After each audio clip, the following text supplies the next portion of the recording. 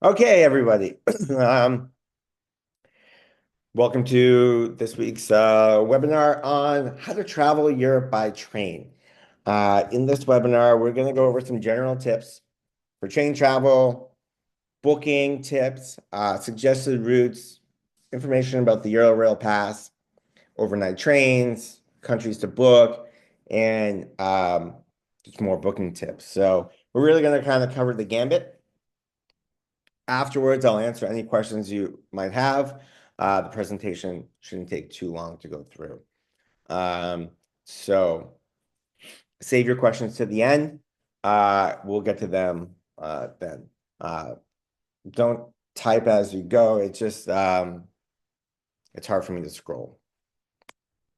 All right, so let's begin with some general train tips. Europe is a continent, but it's a compact continent, so to speak. The train system across the continent is super well connected between countries. The countries of Europe love train travel. So every country has tons and tons of trains that basically go everywhere. And so I love traveling Europe by train. I find it one of the best ways to get around, one of the most convenient. It's, you know, comfortable. You can walk around, you get more space in the bus, and, it's just a little bit less cramped than a plane. So for me, the sort of a romantic beauty of traveling Europe over rail. And so it's just like I can never recommend it enough. And so, it's often, because thanks to all the high speed lines now, quicker than flying. I mean, if you just look at London to Paris, it's just over 2 hours long. But when you factor in, you have to get to the airport, you have to wait, you have to do security, you have to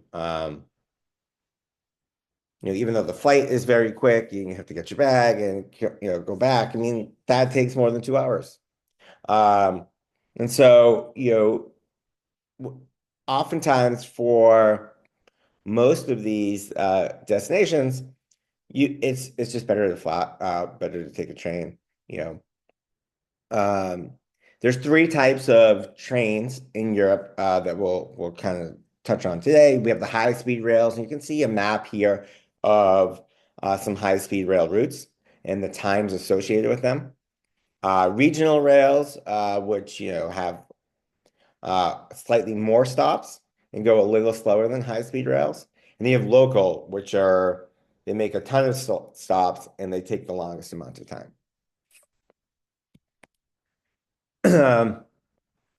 There is no centralized train system.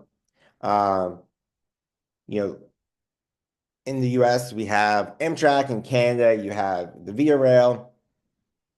In Australia, you have like there's three around the continent slash country. But in Europe, each European country has its own train system that handles domestic, but then like you have smaller companies um, that might do regional trains instead of fast lines. Um, Italy, Spain has all these new private rail systems that are adding to the mix. Um, and so for one of my favorite resources to find route information is the Man in Seat 61.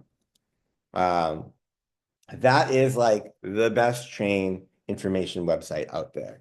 It has pictures of what the trains look like, detailed seat maps, experience like trip reports. It's just phenomenally good about route information, train timetables. Um, I use it all the time, even when like because you look. It's sort of like when you look at like trying to book a plane, right? There's different plane types. You kind of want to get a sense of like what that journey is like. Man in Seat 61 can show you what that journey will be like for a train. And so for me, hands down, the best like blog on train travel. And then just a little note about the UK because it's like kind of out there on its own. There are 20, they privatized their rail decades ago, and they have like 28 different companies, and each company sort of takes a portion of the network. Um, and so one thing that I would say about the UK is that it is very expensive to travel by train in the United Kingdom if you don't book in far in advance. They're like there never seems to be a rhyme or reason to UK pricing. I'm always amazed. It's like you take an extra, like, if you go 30 minutes later, it's like triple the price, but like on Tuesdays are more expensive than Wednesdays. They kind of use this dynamic pricing system, but it doesn't really have any logic or a rhyme and the re reason to it. So, you know, you can be like, oh, okay, book early, but then you might find the last minute fare that's actually cheaper than the early booking. And so I would say that as a general rule, we'll talk about pricing a little more. A lot of the tips we talk about with high-speed rail and local stuff really don't apply to the UK because it's sort of in its own um, sphere when it comes to train travel, because the pricing is so weird. Okay, so four things to remember when you are um, traveling by train. So one, book in advance. Europe has moved, uh, and I say Europe, and I know this is sort of like, every country's different, right? But the generalizations I make about train travel will apply to every country um, in Europe. They've all kind of like they move in tandem together, especially so. Um, It used to be that, the price of the train was the price of the train, and it would only get us a little bit more expensive if you bought last minute. Nowadays, they use a much more dynamic pricing system similar to the airlines. And so it, it's true that you will get much better fares if you can book in advance. For high-speed rails like the Eurostar, um, or long haul trains, like, you're going to go Paris, Barcelona, I would try to book months in advance for um, the best fare. That said, generally, as long as you're traveling within a country, as long as you're booking about 2 weeks or more out, you're going to get sort of a pretty affordable fare. Anything within that window that you start to get affected by the dynamic pricing and prices rise a lot. Um,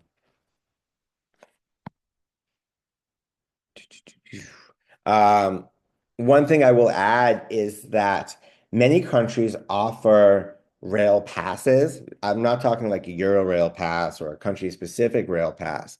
I mean, their train system will offer, you know, like Germany is really famous for this, where they offer unlimited train travel in a certain month. Um, Denmark has something called like an orange fare. And so one thing I would look at before you book is to see if there are any specials going on for passes that are like not like a Eurail pass, but just something that they're offering, special fares on weekends or because a lot of these countries are trying to promote train travel instead of short haul flights. So they don't want you to like fly, France actually is eliminating this completely as a matter of government policy. They don't really want you to fly, less than 2 hours flights because they're trying to improve their environmental track record and reduce um, their effects of air travel on the climate. And so, as part of this push, they're trying to get more people to travel on rails, and so they're offering these prices. So do look for that before you book. But generally, again, high-speed rails, especially the Eurostar, 3 months in advance, but definitely more than 2 weeks. Anything within 2 weeks, it's going to be higher price. Regional and local trains also are affected by dynamic pricing, especially in the UK. Last minute fares in the UK are very expensive and can be hundreds of pounds for like an hour train. Um, but they are, at least especially on the continent, less subject to these swings in pricing because, these are more like commuter rails where, people are using them to get into big metro areas for work. So they don't have as many like pricing swings as the high speed trains do. Um, think about what you pack. Um, you don't want to be lugging a ton of stuff. I just always encourage people to pack light, whether they're flying or on a train. It's just a lot easier if you have one suitcase, um, because you're gonna have to carry it on and off the train. Research local languages and names of places, right? If you are booking a trip to Florence, the Italians don't call Florence Florence. In the when you are looking online, it's going to be listed as Firenze. If you're looking to travel around Austria and you're trying to type Vienna, you might not find any search results because they call it Wien, right? Same Prague, Praha, et cetera, et cetera. So knowing the local name of the city, make sure the spelling is the same in the local language is going to be, help you navigate routes and save you time when you're planning. Um, and so, it's just good to know that like, yeah, Paris is Paris and, you know, um, like Munich is München, right? So like, it can definitely be help you. Um, so definitely know the local place names as you research.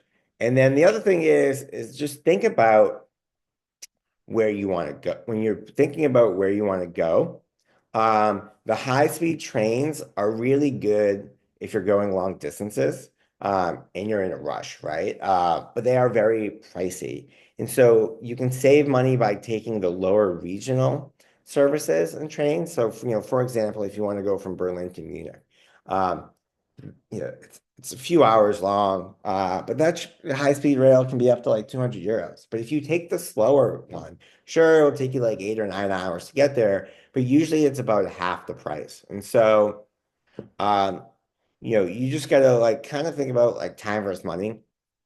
Um, so, if I don't have a lot of time, I'm more inclined to take the high-speed trains, even if they are more expensive.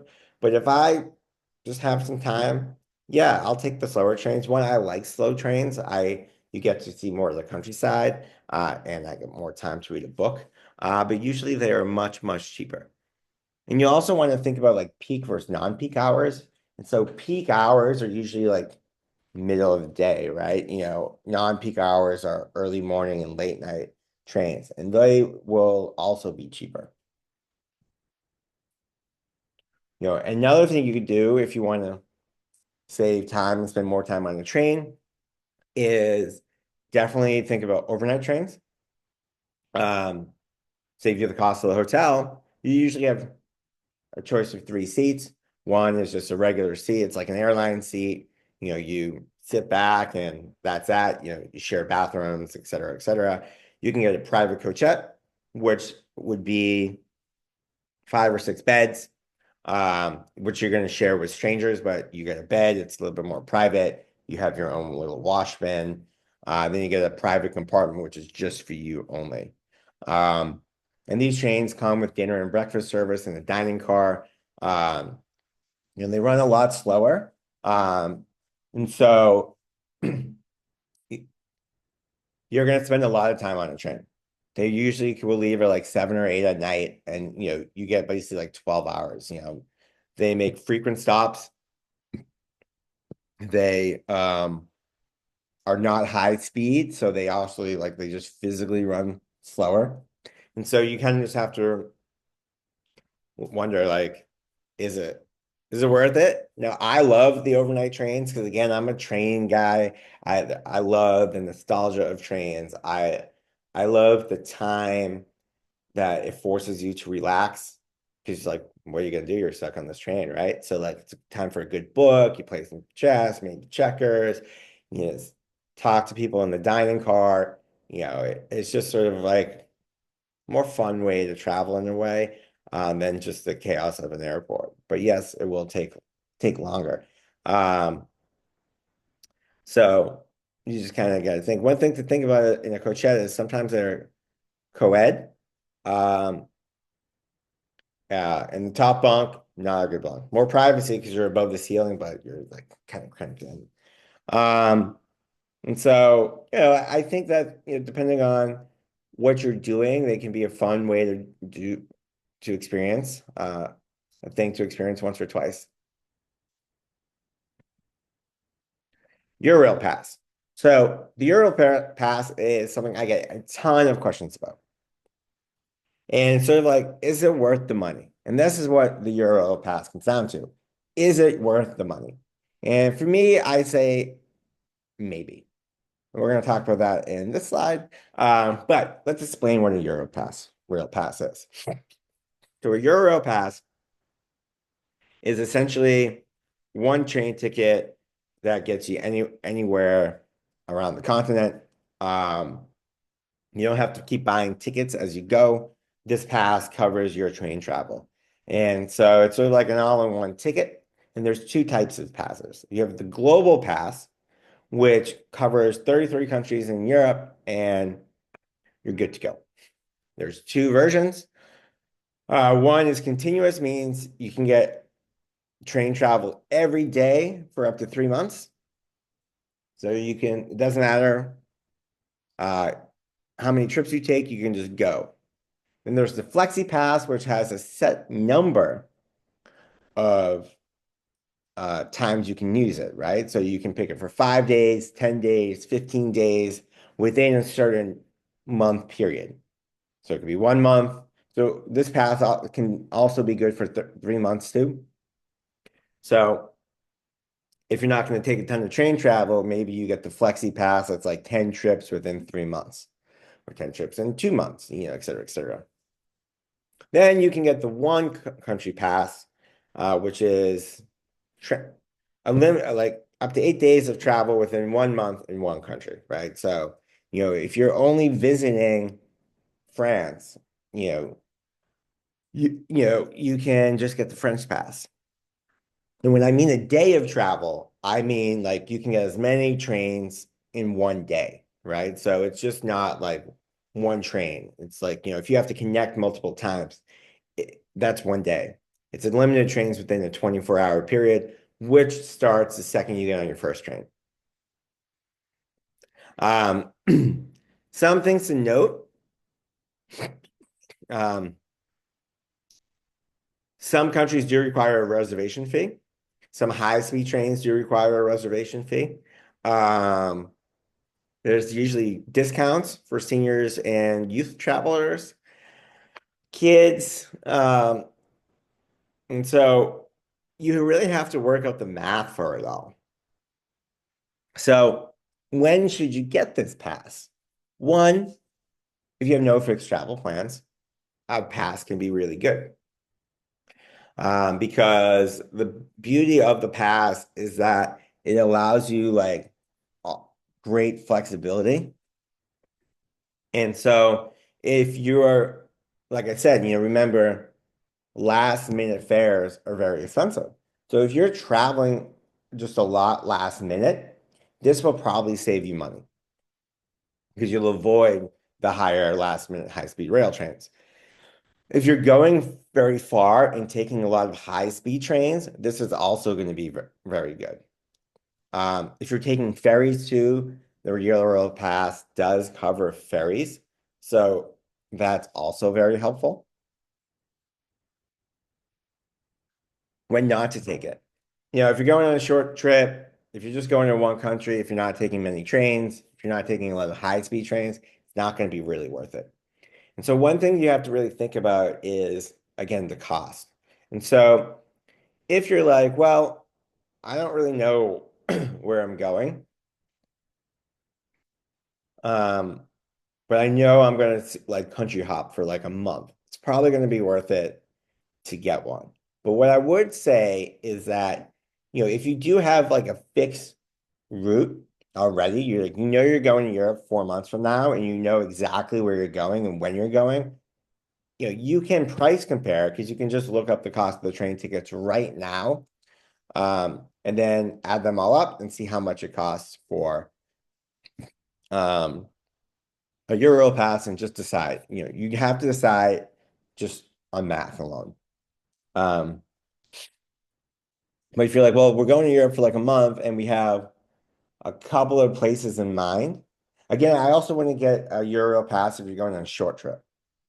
Like they're really worth it if you're doing great distances and at least going for a month.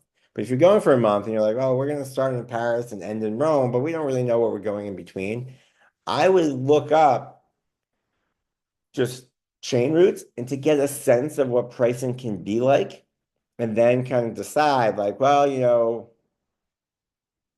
it's roughly, 500 euros to do this, to go from like Paris to Berlin to Switzerland to Rome to Barcelona.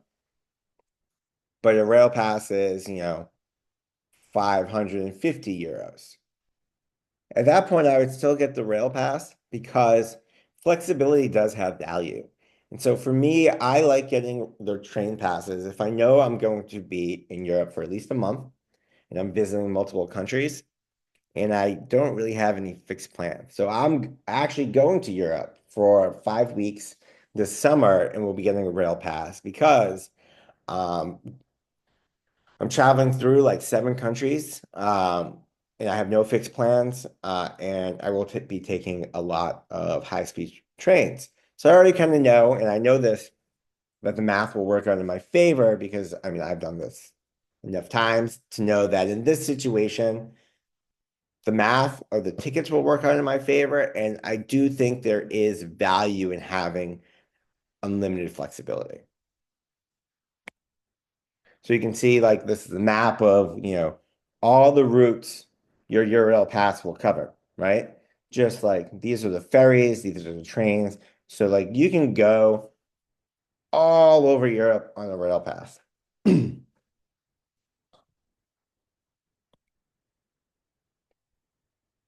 Some suggested routes. I like these ones. But there's really no best route. The best route is just sort of your route. Um, if I were to give you some suggestions, it would be that again, there's no wrong route, there's no bad way to plan. It's just one, avoid doubling back. Go in a straight line or a circle. Two, stick to a region. You can see I've color coded some regions here in this map. Um, try to do Western Europe, try to do Central Europe, Eastern, um, don't cover a lot of ground if you only have a few weeks or a month. Less is more. Less is more. You don't want to be spending all your time on a train. And then consider second cities. Everyone wants to go to Rome, right? But maybe you go to Naples or Bologna or Verona.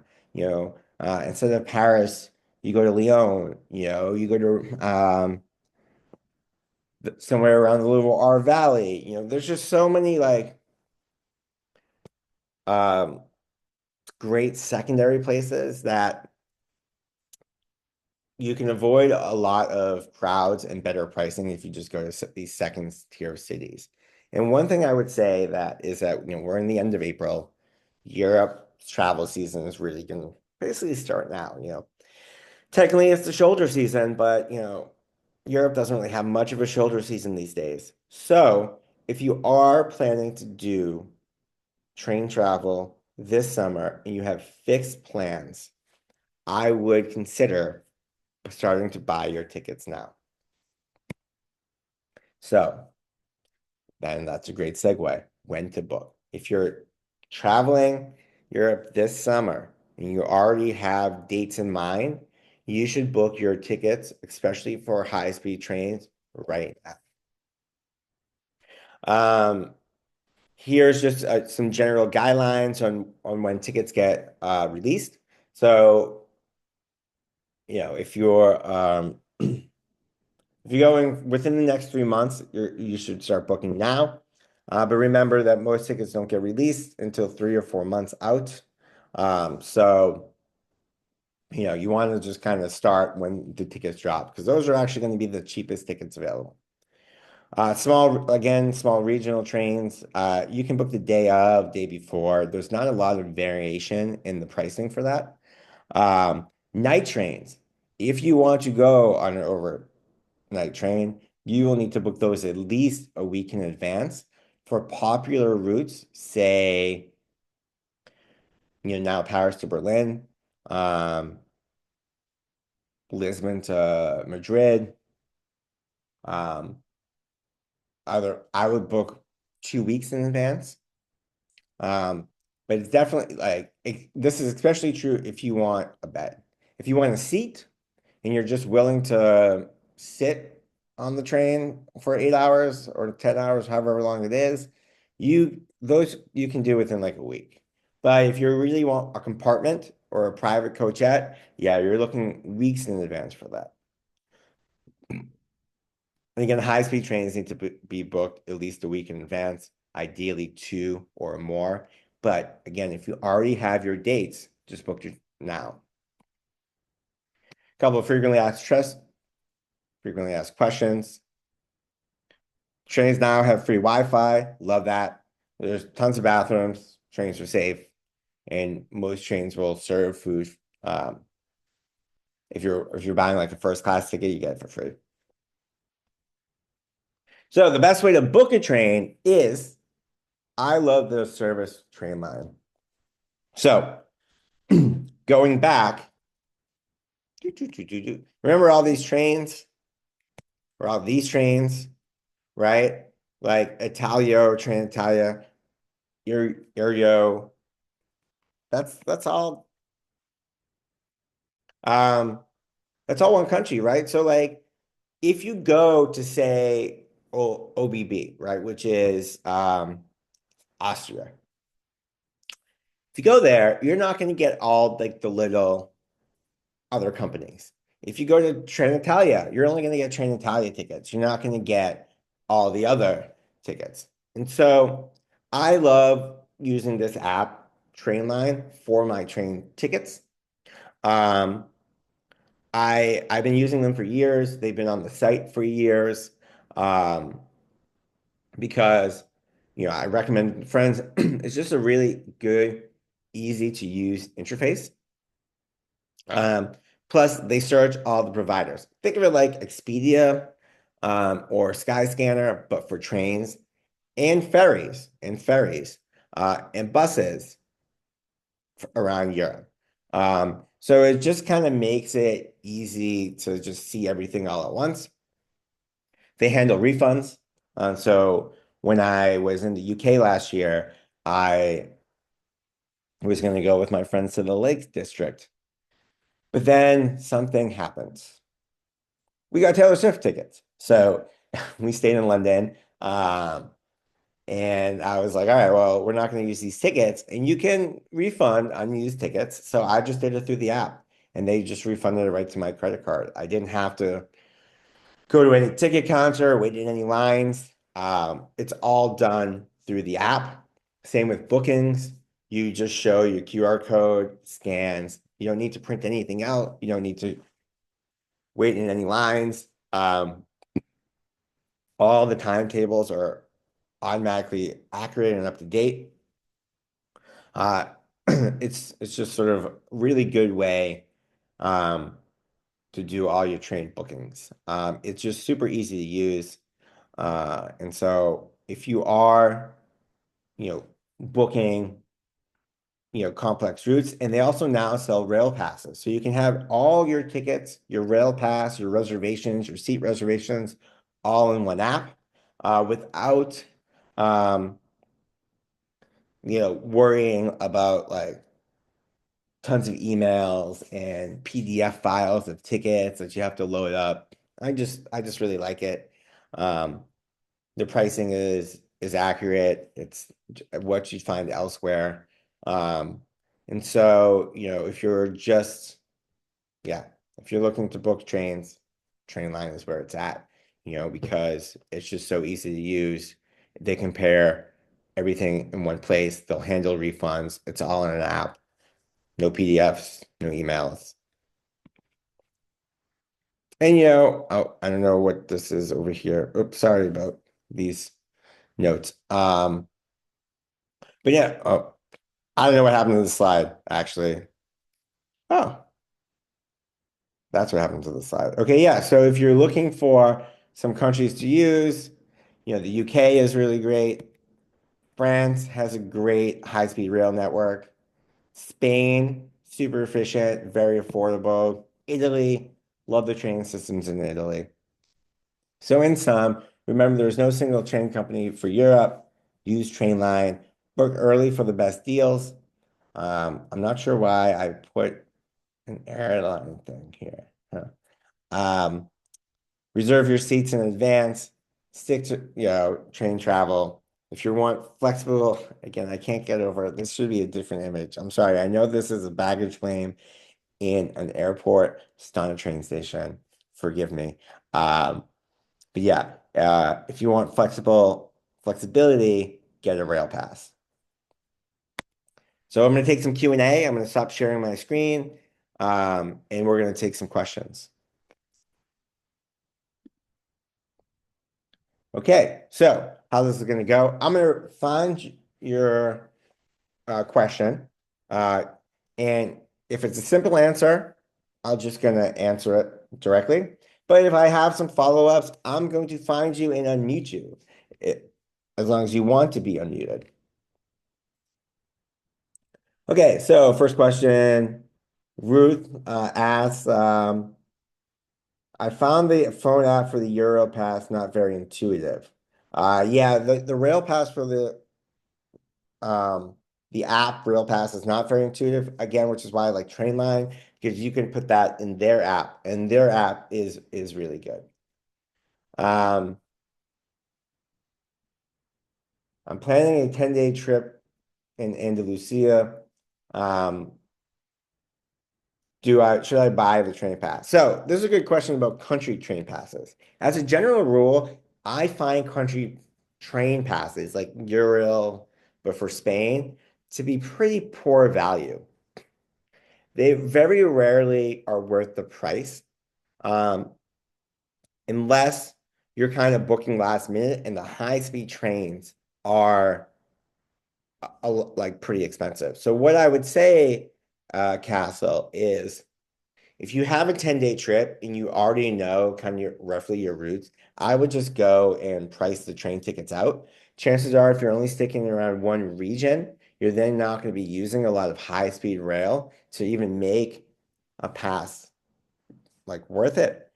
Because again, passes are really good if you're doing a lot of high speed. So I would look at the cost of your train tickets versus the cost of the pass. I'm going to just say that my guess is that it's likely the pass is going to be more expensive. But again, you just have to price this out. Portia asks, I'm having a hard time knowing through Eurail where the stops are within the city. I'm not really sure the question.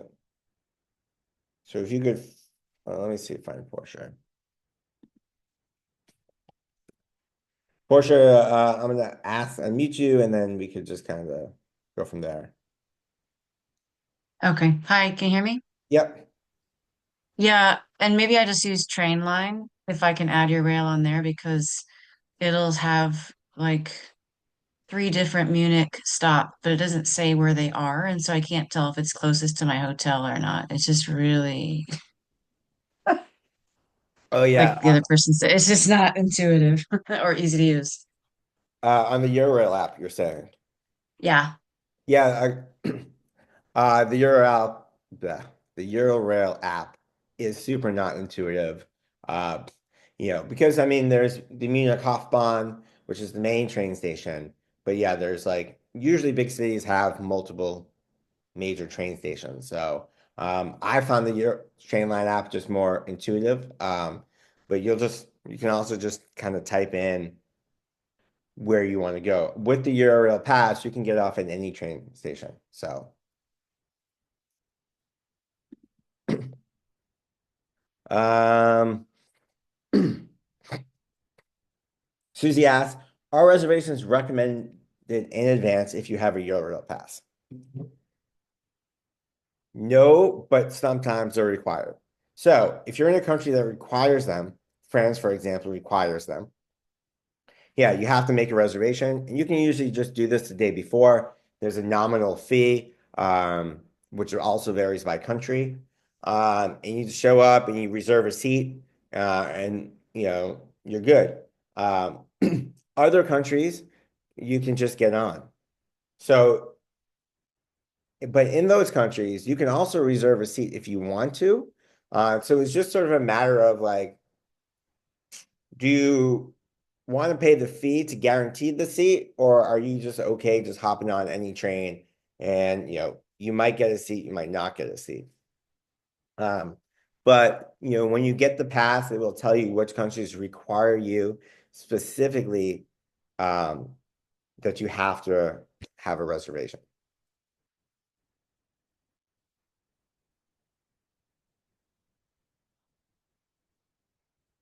John asked, Trainline for Eurostar to Paris and London. Yep. Eurostar is on there too. So they have everything. Um, Kathy asks, I have used Omeo. Is Trainline better? Yeah, so Omeo has also been around for years and years and years. They're a competitor to Trainline. Um, you know, it's sort of like Expedia Orbitz, right? Expedia Kayak, right? Same, but different. Um, I like Trainline's user interface better than Omeo. I just think it's a better experience. I've also found the customer service at Trainline to be great, and very helpful. They're very customer centric. So overall, I use Trainline just because I just like the experience better. Pricing is not going to be different, but I think at the end of the day, it then just comes back down to like who has a better user experience, and for me, that's Trainline. Okay, hold on. Ooh, you guys are asking a lot of questions. Okay, let me get back to this. Um, all right.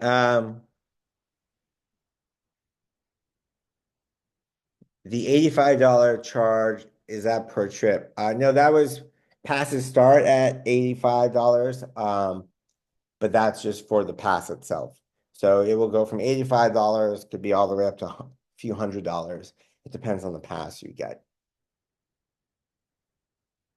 Pass, can one still check your backpack at train stations? Yep. Uh, all the airline, all the train stations I know still have luggage storage.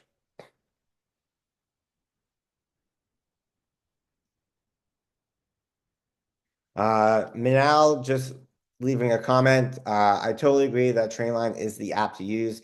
I've used it the past 3 years. I love the easiness of using it. So there we go. Another person talking about how good the app is to use. So, because what I find is, all these, you know, Renfe, which is Spain, Trenitalia, they all have apps, but they're not really good to use because, like, as people have been saying in the comments, the Eurail pass is just terrible. Like, they're just not user friendly, whereas I think Trainline's app is just user friendly. Um, let's see.